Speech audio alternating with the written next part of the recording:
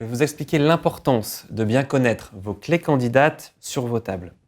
Au passage, dans ce chapitre, je ne ferai pas la distinction entre les termes clés candidates et clés primaires, qui seront ici des concepts équivalents. Alors pourquoi c'est très important?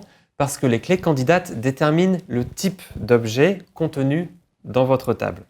Imaginez-vous par exemple que quelqu'un vous envoie un fichier contenant ce tableau avec des pommes. C'est un tableau ouvert avec un logiciel de type tableur et qui contient 4 colonnes. Vous vous dites que ce tableau représente des pommes. Pour chacune des pommes, vous avez son identifiant, le nom de son propriétaire, sa couleur et sa masse en grammes.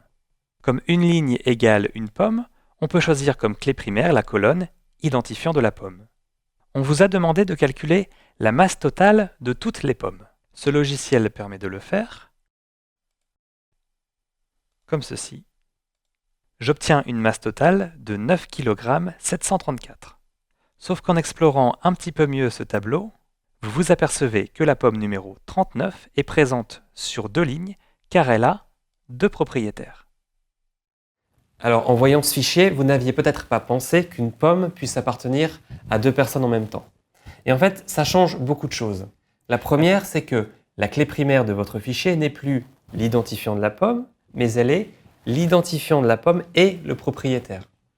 La deuxième chose, c'est que votre supposition une ligne égale une pomme n'est plus vraie. Ici, les lignes représentent plutôt des associations entre pommes et propriétaires.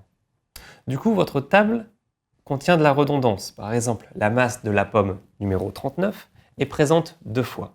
Et ça fausse tout votre calcul de la masse totale.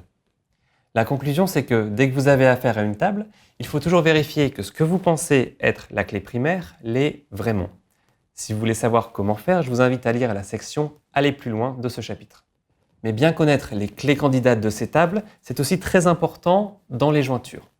En général, dans une jointure, on a une table A et une table B, et on joint la clé étrangère de la table A vers la clé primaire ou une clé candidate de la table B.